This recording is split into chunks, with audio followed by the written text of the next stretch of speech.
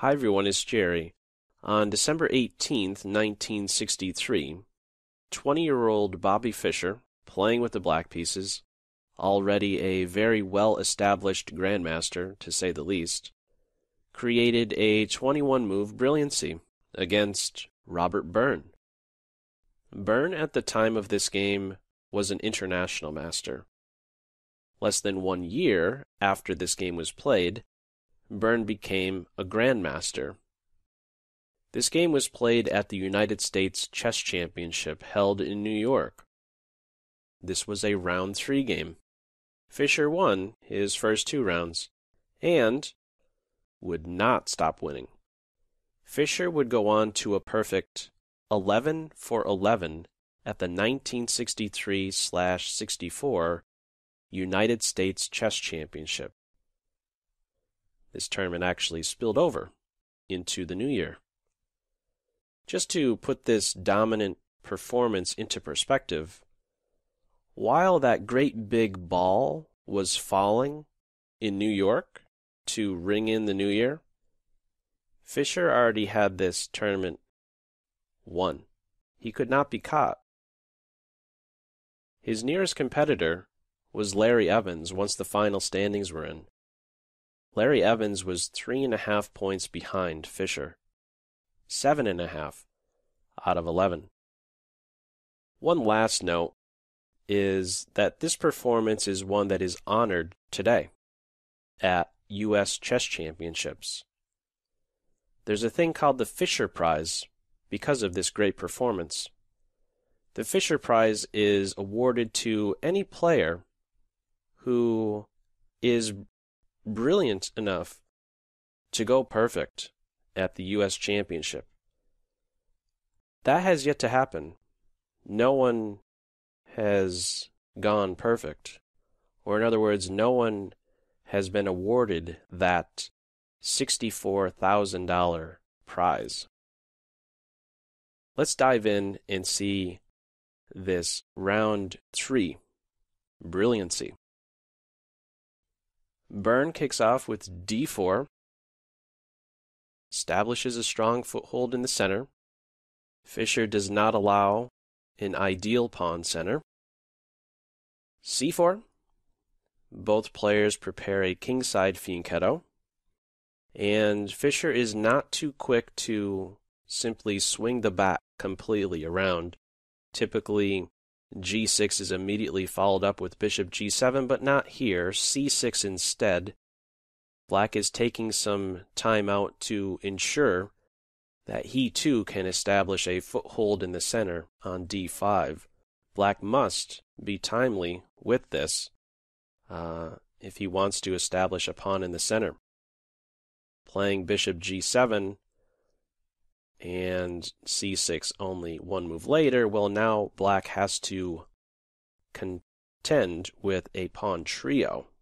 So first it's c6, d5 next, and there we go. A d4 versus d5 battle. Knight c3, some natural moves coming in now, only at this stage move 6, bishop g7, e3, castles, knight to e2, knight c6 castles, and what should each side do with the bishops? Let's see, b6, b3, we have a little bit of copycat going on.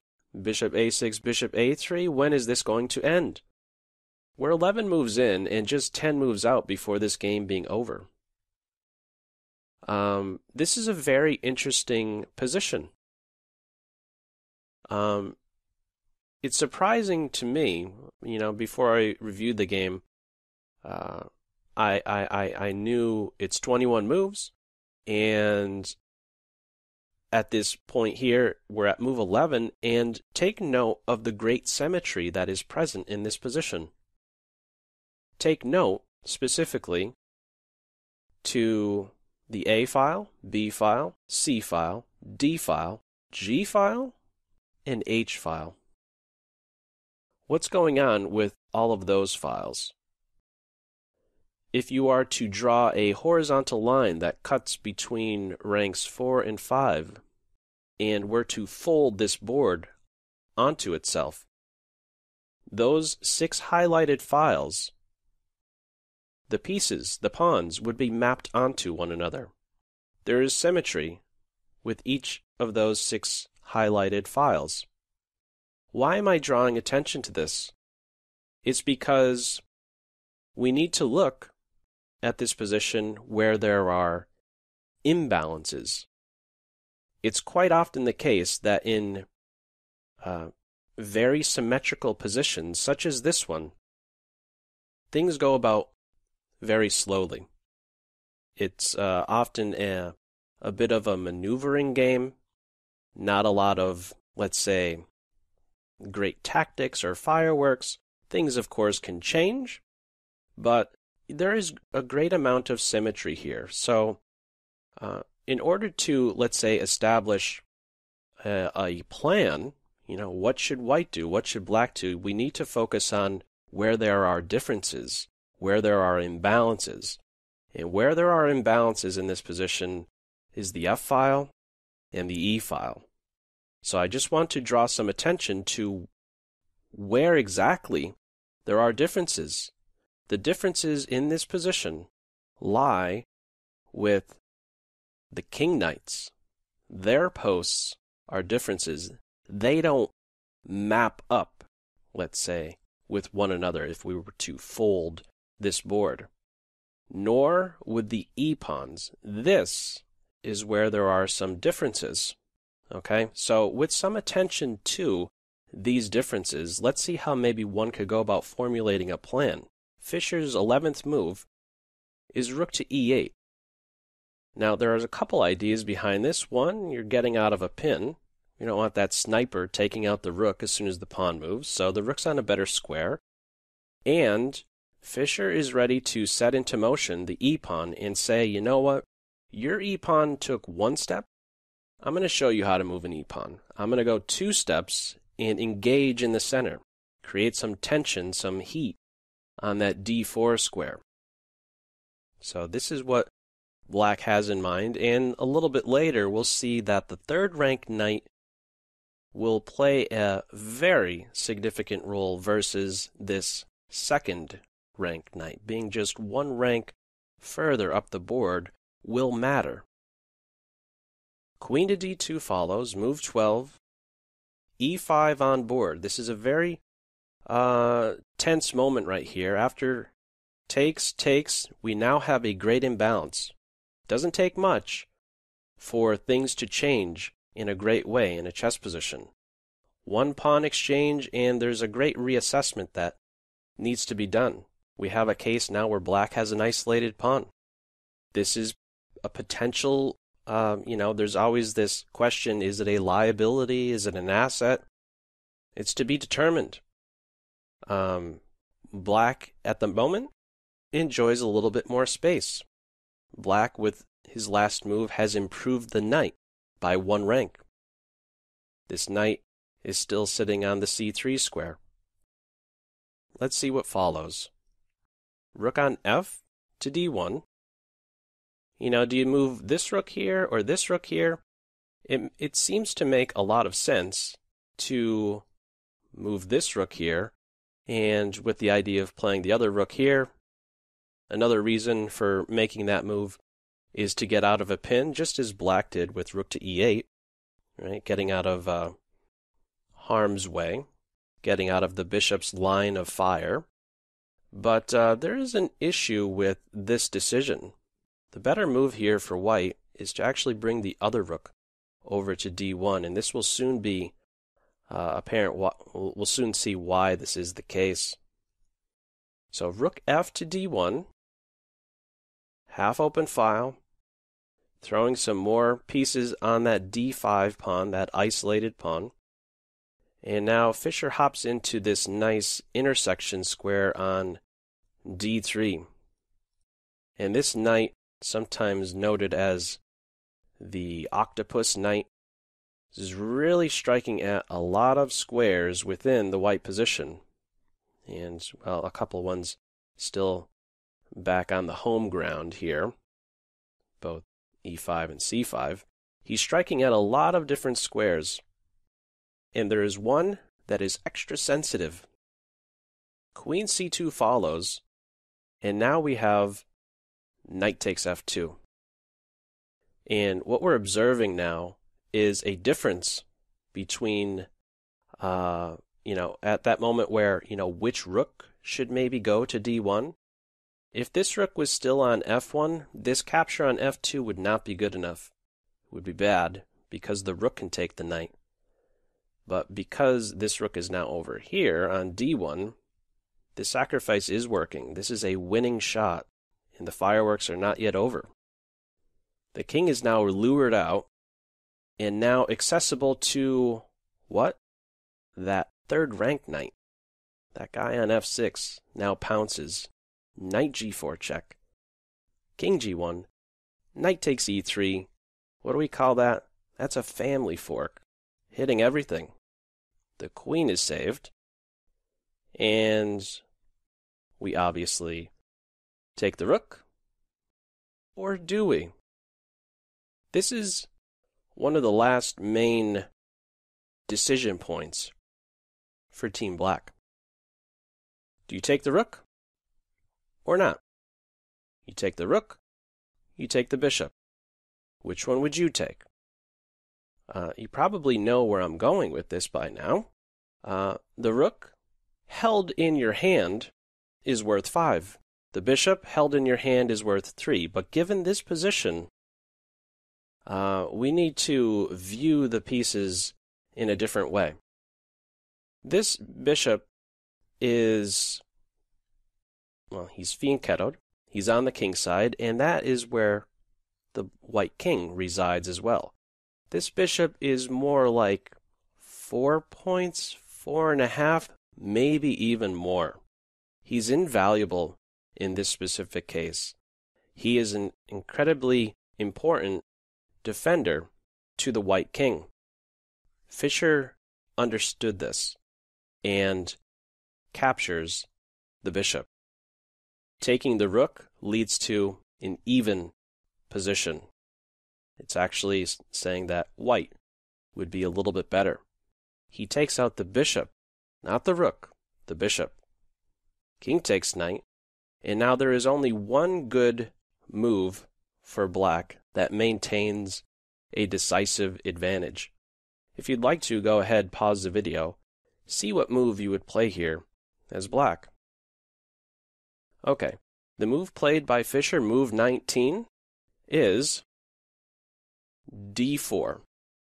Now, if you spend some time on that position, I think there's a good chance you would come up with that, especially if you kind of leaned on my earlier advice about identifying imbalances.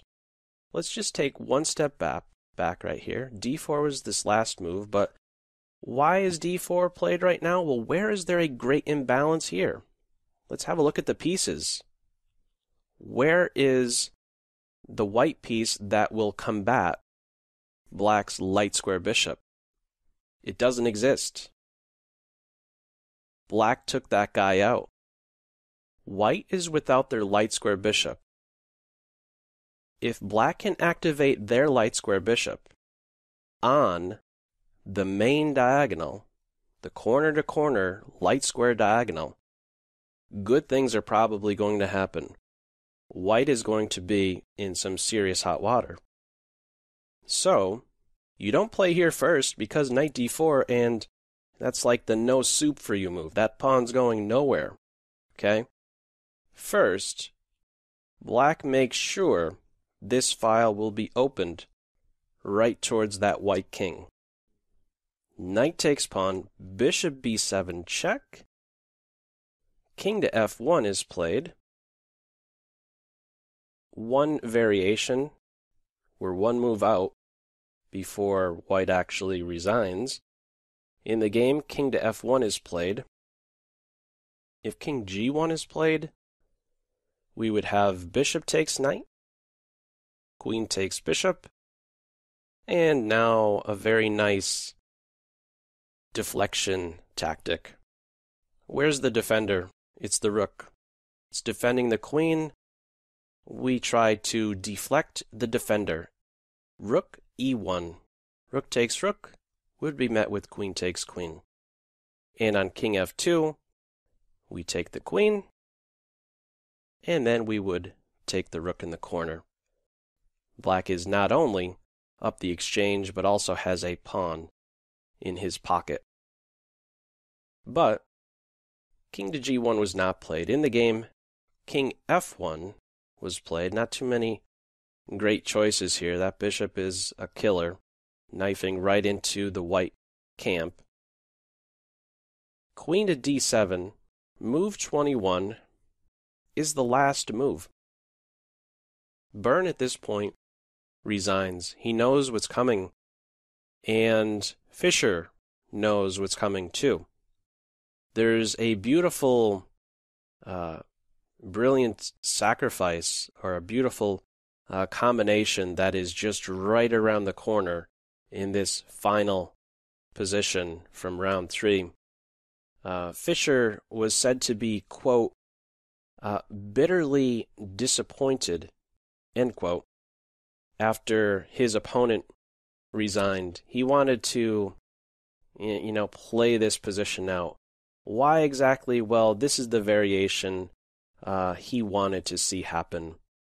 The big threat here is that the black queen is ready to knife in to the white king position on h3 with the punch, and from that post it's facilitating a bishop to h6 move, which is an absolute killer. If we just have a look, currently the rook is taking away what squares from the king? These two. The bishop is taking away this one. The queen, when placed on h3, would be taking away the square the king is currently on. And there are only 2 other squares that black would need to control before it's checkmate. g1 and f2. Who would do that? The bishop. And that's how he would snake in, pivoting on e3 and controlling those other 2 squares. This is the variation Fischer noted. He wanted to see white play on, play queen to f2, basically getting out of that bishop to h6 move. Queen h3 would follow, king g1, and now we would have an absolute star move in this position. Once more, if this actually did play out, this is a good moment to go ahead, pause the video. What would be the winning shot in this position? Go ahead, pause the video if you would like. Okay, the winning shot from here is rook to e1. The queen, keep in mind, has a big responsibility, namely to defend checkmate. Rook takes rook, and now bishop takes knight would follow. The queen is pinned to the king. Queen takes bishop. Queen g2. Game over. It didn't get that far, though. I kind of understand. Bitterly disappointed. I think it would have been pretty cool to see that actually pulled off, played out, just a couple more moves. But I thought that this one was this game is just fantastic. 11 moves in, a lot of symmetry present. 10 moves later, the game's already over. How quickly things can change.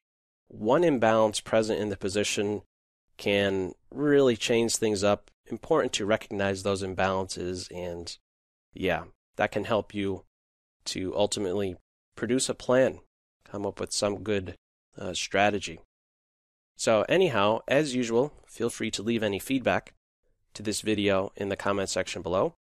Hope you're having a great day, and I will catch you soon. That's all for now. Take care. Bye.